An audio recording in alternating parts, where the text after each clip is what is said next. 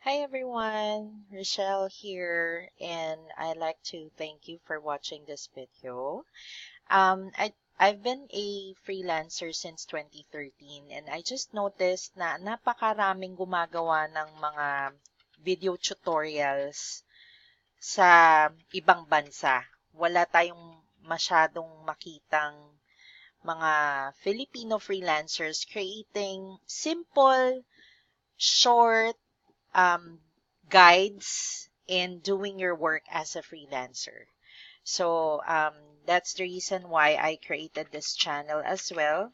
And I'd like to help out yung mga bago na gusto mag-work from home at nangangapa at hindi alam ang Google Drive.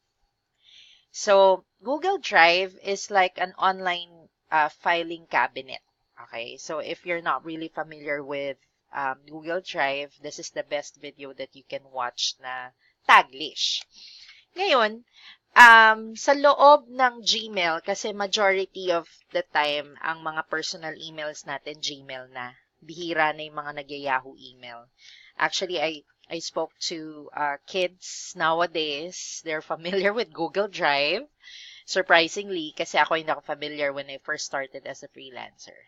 So every time you open or sign up for a free Gmail account, you will going to have your own online filing cabinet, and that's the Google Drive. To access it, so this is your Gmail inbox. All you need to do is just to click on this small squares to access the other Google apps here, and then just look for Drive. Yun yung Drive. Now, to upload the file, you can actually upload a PDF file, pictures, videos, basta lang under 15 gig siya. Okay, ito siya. So, initially, you have 15 gig for free if you have a Gmail account. If you want a higher storage, you can upgrade your storage. I think 900 plus lang ang isang buwan. Pero, so ito na siya.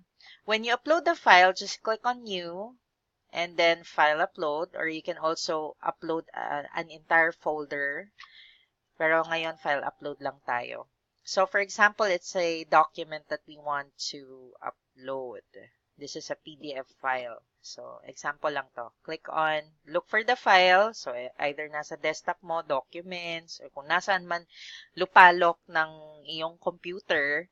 Tapos, i-click mo yung file, click open. And then, this here, underneath, lalabas siya kung uploaded na siya or nag-upload pa lang. If it's a short file, if it's faster, depends on your internet connection. If it's a video, it may take 1 to 2 hours for a 30 to 45-minute video. So, ito na yung file. All you need to do is to right-click and then share. So, you will share this file to another person.